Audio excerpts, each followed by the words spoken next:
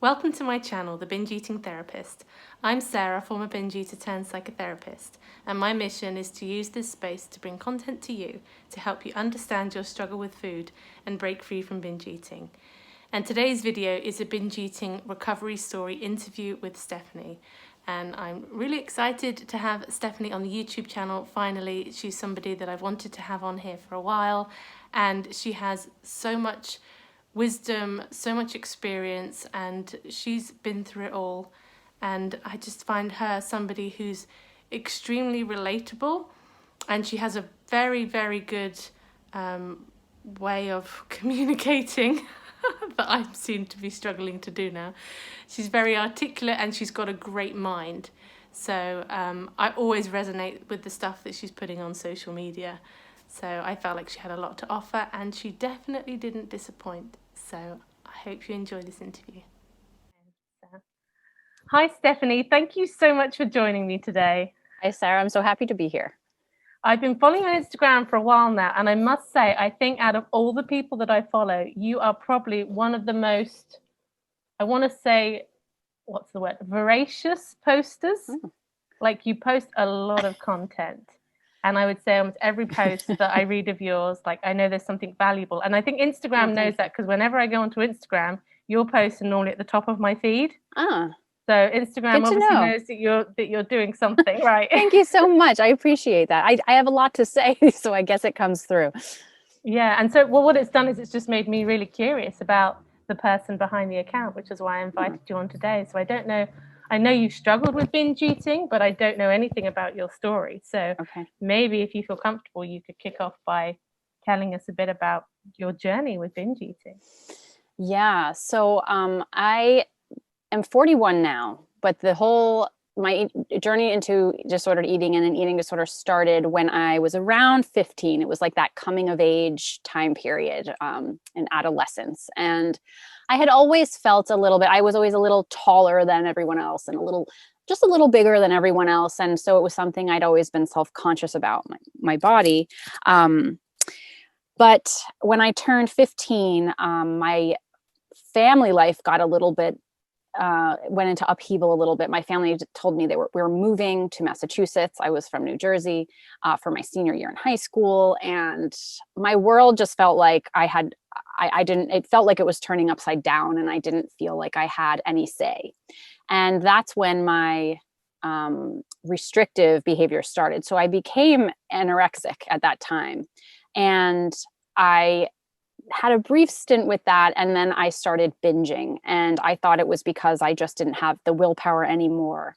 And from the time I was about 17 or 18 until I was almost 40, I struggled with binge eating, and it was interspersed with bulimia, and sometimes it was just binge eating. I also had very restrictive exercise patterns that came into it, and orthorexia as well. So I feel like I've kind of covered the bases in all of the eating disorders, but binge eating was always the closest to my heart because it felt like I struggled with it the most. And I also felt like it was the most hopeless of them all. And I couldn't ever break that cycle. And I felt so much despair around the cycle of it all. And I never thought that I would heal. And so I was almost 40. I have 3 kids. I have 3 daughters. And at some point I realized, as I was approaching this like milestone birthday, it was like looming a few years ahead of me. And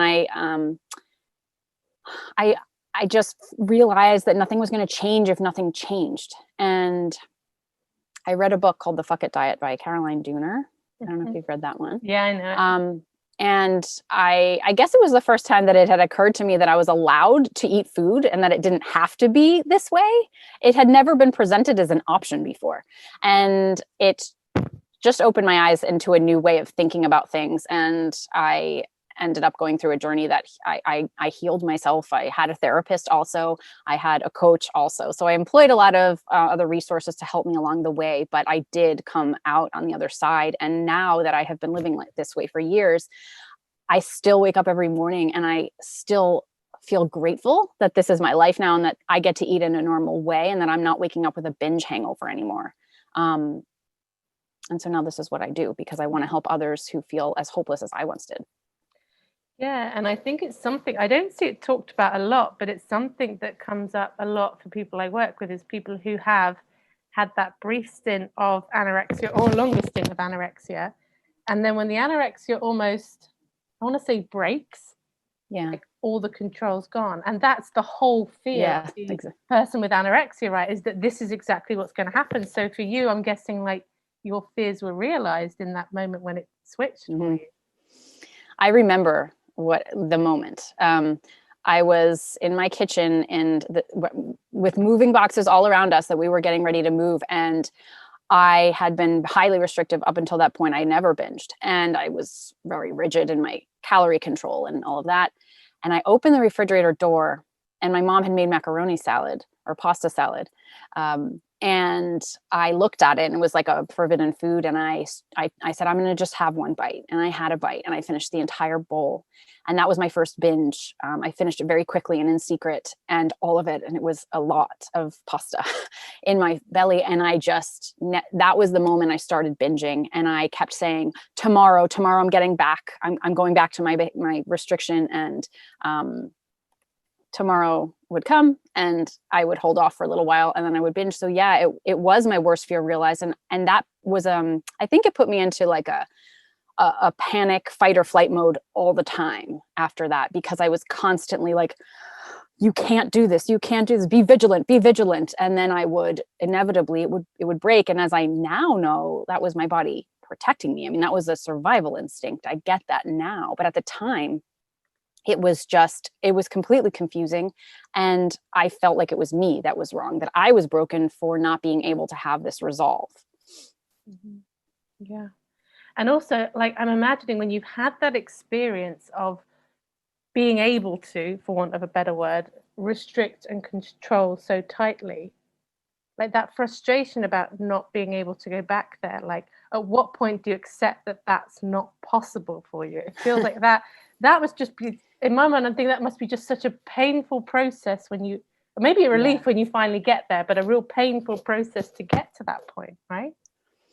Yeah, I don't think I ever let go of the idea that I'd be able to rein it in again. Honestly, I at some point, I mean, it was years into it, and I considered myself just an utter failure for being in that position and for binging.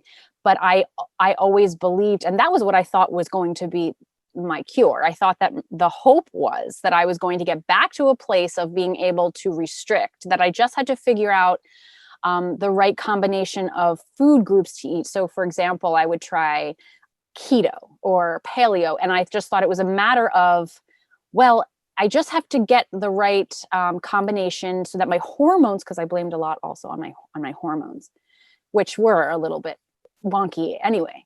But I was convinced that that was the problem, and I had to just eat less carbs so that I would have, I would have more control. That the control was somehow related to something in me that I had to fix with food.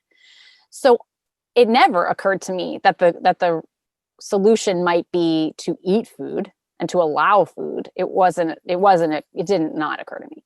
It was more about, how can I fix the way that I eat so that I can get back to a place of restriction? Because right now it must be carbs that are ruining my resolve, or it must be my imbalanced hormones because of the foods that I'm eating that's ruining me. So it was always a quest to figure out what magical formula was going to be what got me back to where I had been when I was a teenager.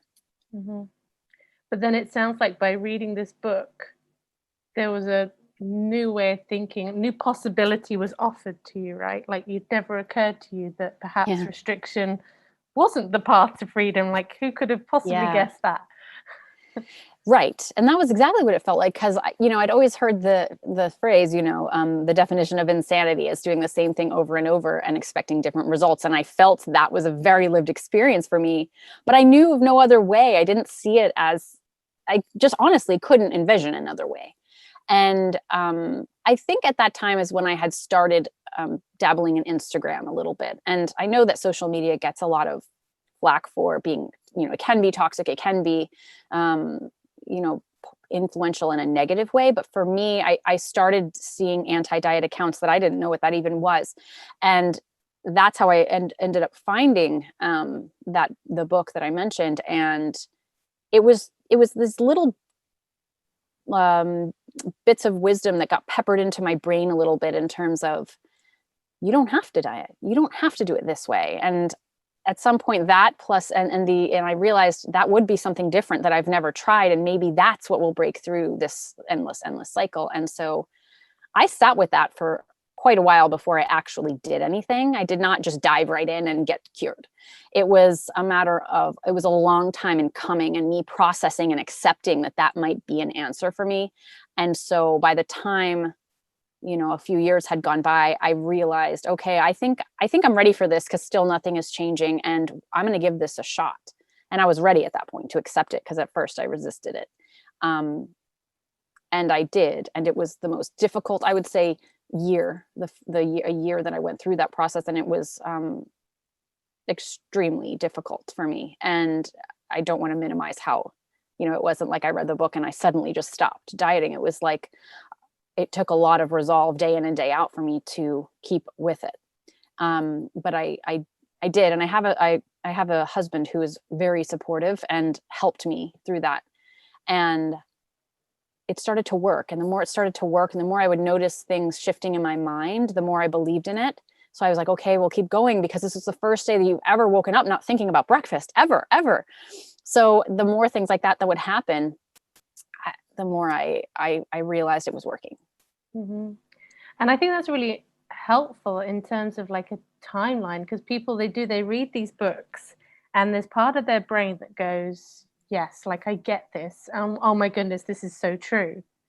But that doesn't mean I think it still takes a long to feel true. And you talked about acceptance. I don't know if you even used the word acceptance. Maybe that's just where my mind went with it. But like that time from taking knowledge and actually implementing it to experience, that I think is a challenge for everyone, because you probably get it as well, like people on our Instagram who are commenting like posts make them think about something differently, and that's great, but it needs to go from whatever it is they take in to somehow becoming a lived experience. Yeah. Yes. Right. It's like you have all this knowledge, and I had a lot of knowledge.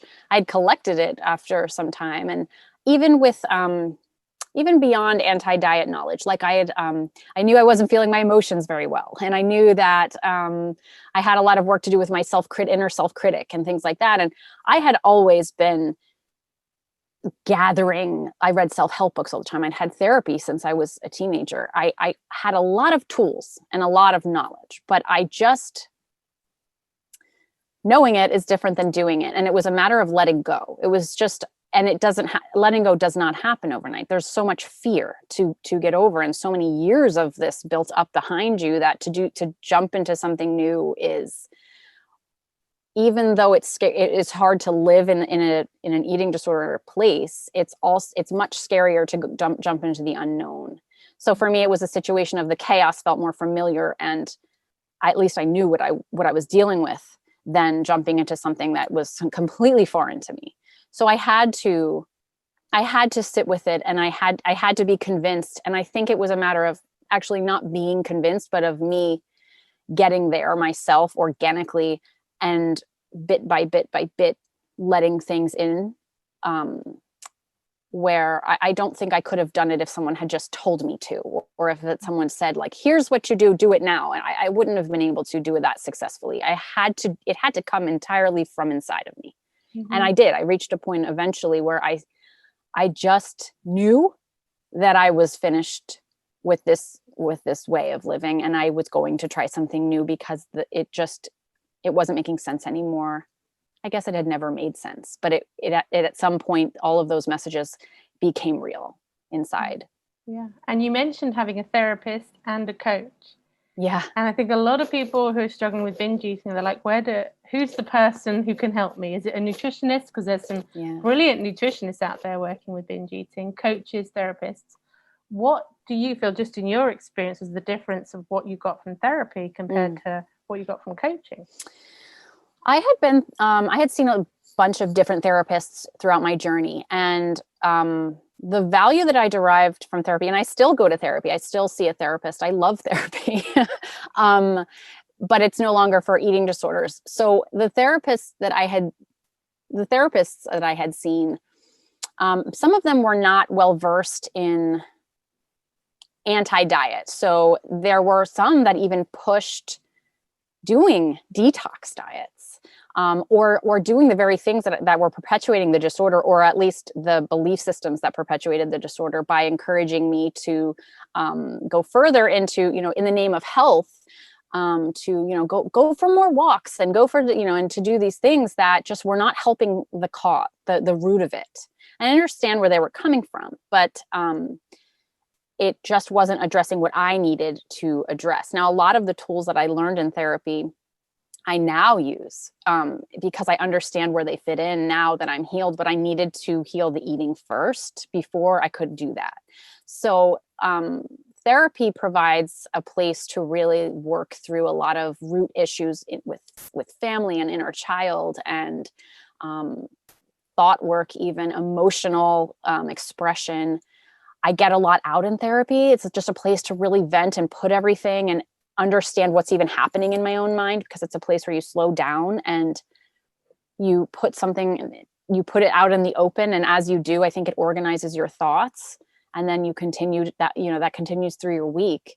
But what coaching did was, I think it was because the coach that I had was the first person I worked with who was anti-diet and who was well versed in that. And that is the piece that I needed to get me over the hump. I needed someone who understood that I was allowed to eat the food, and it wasn't about distracting me from the food. It was about allowing it. And my coach also worked a lot with me in body image, and she had been there. And so that was important to me because I felt like I could relate to her. And she had been where I was. So I trusted that she had some kind of path that at least might work. So together, the two, I think, combined to help me. I think I needed both pieces of that. Yeah. I think that's a really, really lovely way that you've expressed that, because I saw several different therapists, and I've had a therapist tell me to try the 5-2 diet. Yeah. I had a therapist tell me, I really want you to try this week. Right. I was like, okay, thank you for that. I've had therapists that I've just felt have been really frustrated with me. That could be my projection, but that I always found difficult to sit with. So I never had that experience actually of working with someone who really got it. Yeah. And I think I've always thought, just seeing my fellow therapists, that I think what we do as therapists is we try to be the therapist that we wanted to have. Yeah. And so I think that's probably where I end up taking it in the way that I work. But that idea of working with somebody, I would say, who knows and understands binge eating, in my mind, would be more powerful than, like, so if someone were to say to me, should I go and see a general therapist or a binge eating coach? As long as I was agreeing with the binge eating coach's methods, I'd probably push them on the coaching side of things. Yeah.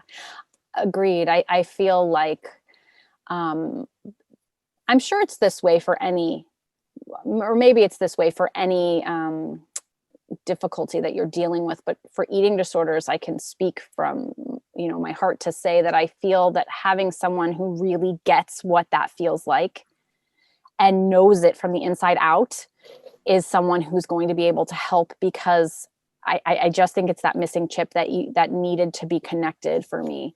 And I don't know if any of my therapists actually had ever had binge eating disorder. I know some of them definitely didn't. There are, because I really danced around. I do it like I'm looking for like a partner. It's like it has to be the right fit, So I saw a lot of different people, but never felt a connection where I felt like someone really knew what I was talking about. And like you said, yeah, exactly. Where just really try this week. And that's funny, because I had family members that would say the same things to me, people that had never dealt with this, but that were close to me in my life, who got very frustrated with me throughout my journey, why I couldn't just get it together. I lost friendships around it because people could not understand. And it only made me feel like there was something more wrong with me. It made me feel like I was definitely just screwed up somewhere. And now you're right. Like, it's like giving back, because you want to help people understand, no, this isn't about something being wrong with you. This is a shift in mindset that it just isn't provided to us as an option. Yeah. And for me, because the thing that comes up like again and again in the groups that I do is about the relief people feel at not feeling alone in this. Yeah.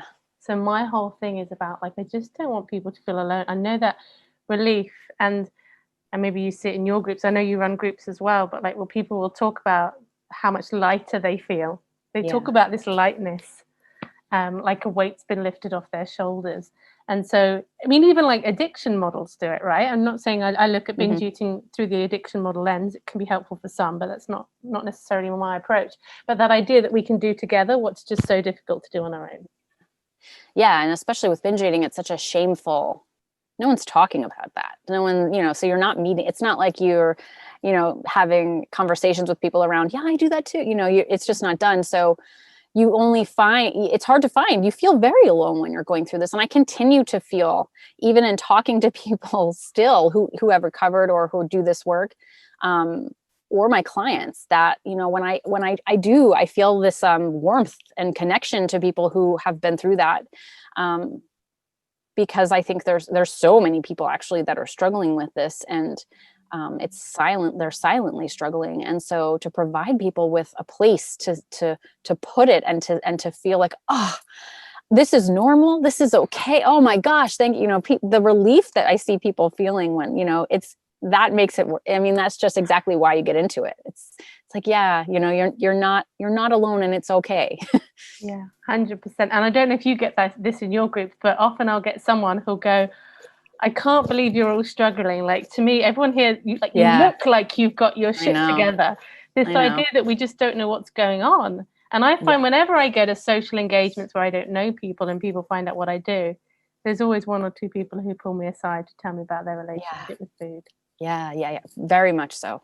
I've changed, just in becoming a coach, I've changed even the way that I the way that I approach my life in terms of people I meet and social situations, because I really see how many people need help who you just never would have thought would have needed help, and from all walks of life, and from people I never would have suspected, even when I had an eating disorder.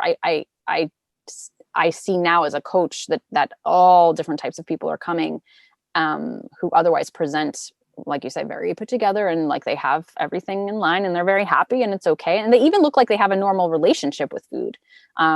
Some of them. And then you find out what's going on, and you realize you can't ever know a person until you know a person. Yeah. And I don't know about the statistics in the US so much, but here in the UK, it's 8% of eating disorders are anorexia. 8%. Right. 19% are bulimia.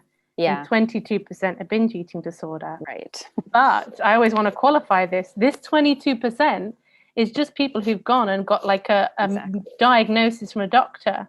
And again, like, I don't know what your experience is, but for me, 95% of people I work with, maybe more, very, very few have ever had a diagnosis for binge eating disorder. So I think this problem is huge, and people aren't talking about it. I agree. I have at least, I would say, half of the clients that I'm working with right now came to me and said, I think I have this problem based on the posts I've been reading. I've never been diagnosed with anything, but everything you're saying is happening to me. And then the more you dive into their story, and this, I have a particular person I'm thinking of has been doing this since they were a teenager, and is now in their late 30s, and has been binging all this time, and has never she said that she just thought that she had a problem with portion control, and so there's so much to unpack now, but yeah, you're right. How much of it is not even diagnosed and in those statistics. Yeah. So we blame social media for a lot, but I think like anything, it's a force that can be used for good. And it's an opportunity, I think, for people like you and hopefully me to put some stuff out there so that people can.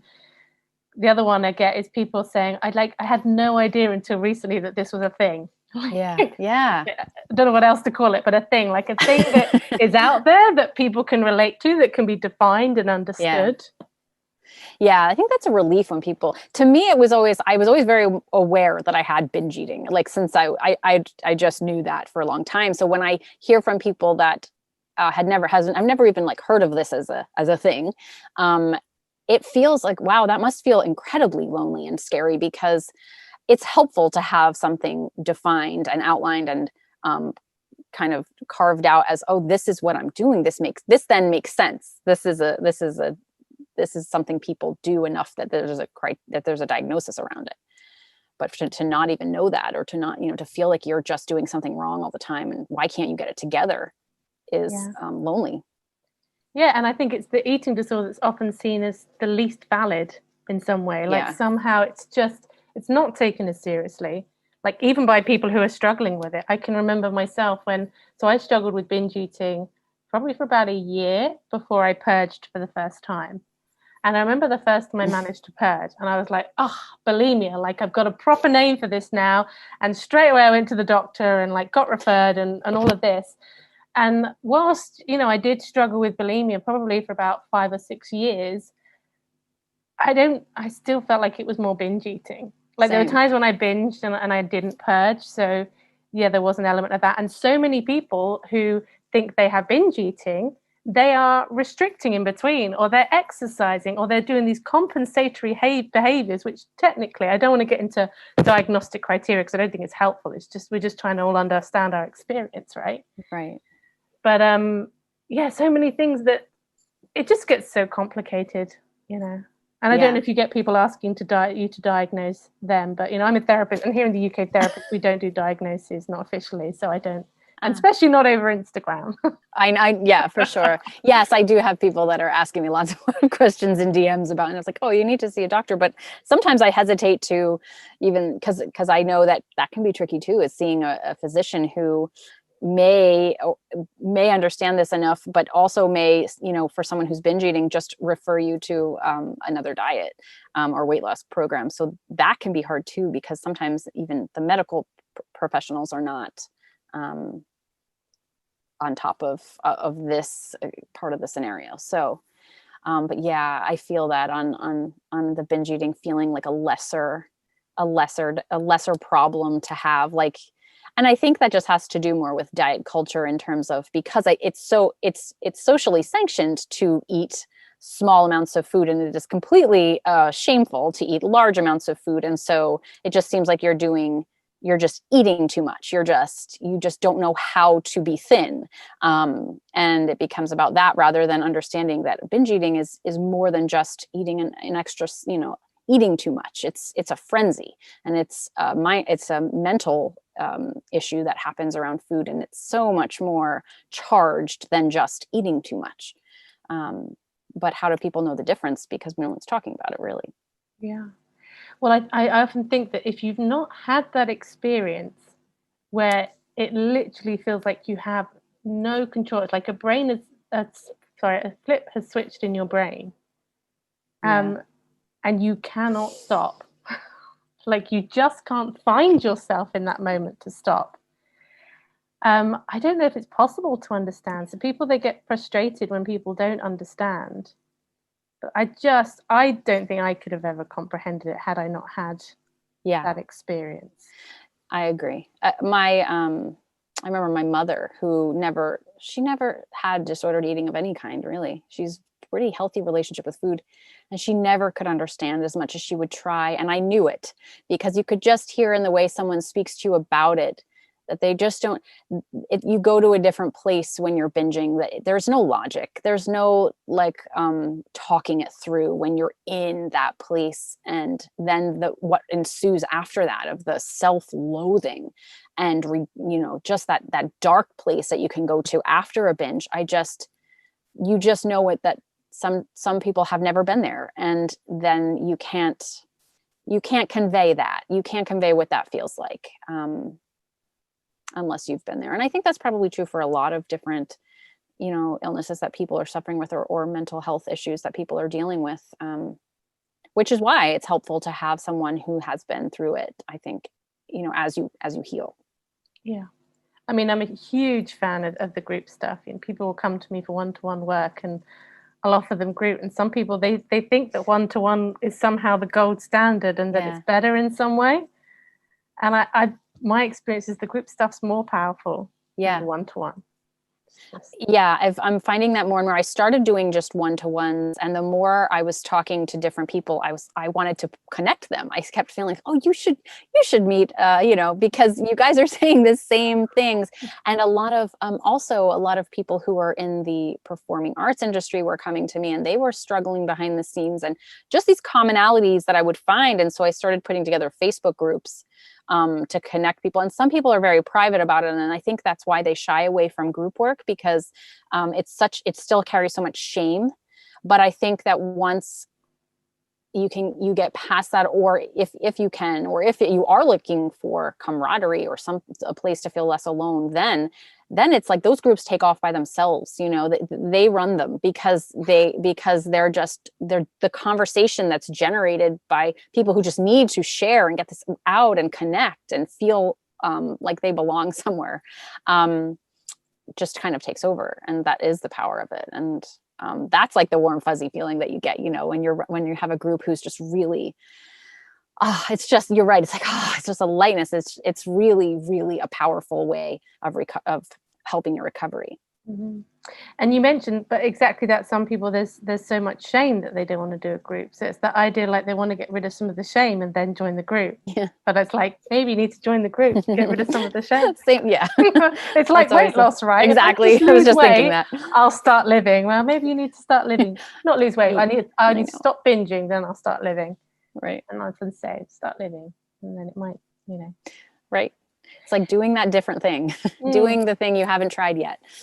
Yeah. So I often used to ask people in these interviews about like whether there was a turning point for them, and nobody seems to have a turning point.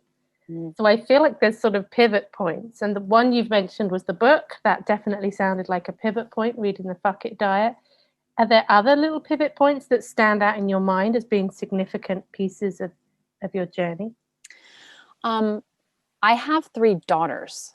So as my oldest, who is now 9, but she's always been a very precocious child, and she she was maybe, I don't know, 4 or 5, and she started paying more attention to things that I had previously been able to get away with. So I would have a different dinner than everyone else if I'd binged, or not have dinner sometimes, or I would be binging and she would see me or find wrappers of things. And I started having to explain away things too often. And it scared me, because I realized I had another set of eyes watching this, and that was only going to get more so. And I had more kids coming. So for that reason, I remember feeling a sense of, I have a responsibility now to do. There was more of an urgency for them.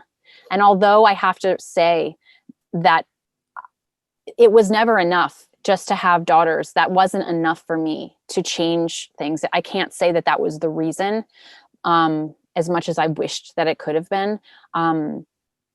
It was part of it. It was something else that helped, that settled into my brain somewhere and said, you're a mother, and you have three children's eyes that are going to be watching you. And that was a pivot part for me. It wasn't the whole story, but it was definitely a part of it. And also, like I said, because I was approaching turning 40, it was a bit away, but I knew it was coming. And I was like, oh, here we go. I'm going to enter another decade doing this. I remember when I turned 20 thinking my 20s are going to be it. This is when I'm going to be, and then it was my 30s. In my 30s, I'm going to get it together and start living that life. And I was like, here, I'm going to go into my 40s. And then how many decades is this going to happen?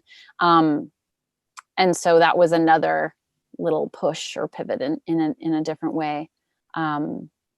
And also, I think the last thing was that I had, like I mentioned, I had become orthorexic too. So I was a health coach first. I was running sugar detoxes and furthering restrictive patterns for people. And I saw what it was doing to people too. And the more that I would push health coaching and get into clean eating and being orthorexic, the more I realized I'm watching people become afraid of fruit, and I'm helping them do that. And so I backpedaled a lot. And I also realized I have just channeled my eating disorder somewhere else. This is a problem. This isn't going to go away one day. Like, this is just going to keep morphing.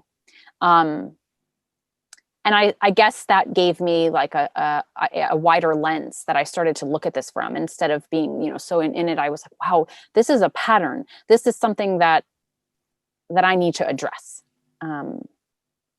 So I think all of those things kind of was a perfect storm at one point in my life, where all of those messages that I was finally reading about on Instagram and, you know, in the book, were beginning to make sense. Yeah. It almost felt like there was a sense of urgency building with time. There was something about a time pressure and responsibility, because I think one of the things that comes up again and again, right? You want to binge, and what do you say to yourself? Oh, just one more time, and tomorrow I'm going to get my stuff together.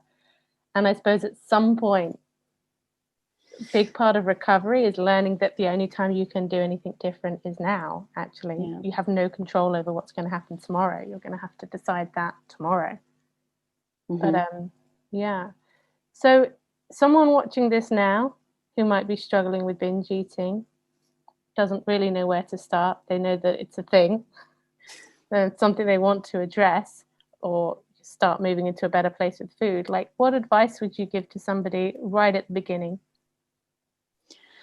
I really believe in the power, because I mean, when we've been talking about it with having others, and so I think the easiest place to start with that is to get on social media and follow accounts, and find people you resonate with that have people who are following and commenting on posts and seeing that you're not alone, and to just take in the information that therapists and RDs and coaches and you know, the anti-diet message, just letting it in a little bit, and from there seeing what accounts resonate, and joining a group. I mean, there's so many offers, there's so many places to join Facebook groups and to join outside groups when they're offered in your area, or virtually, because now we can do this on Zoom, and to just start.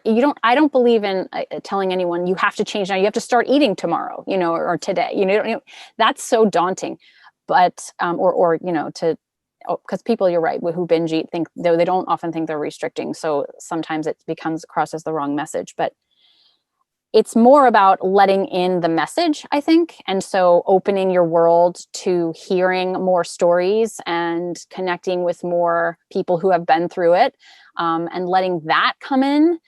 And then I think a path unfolds for you based on where you need to go. I think that it's really about letting it in first. Mm-hmm.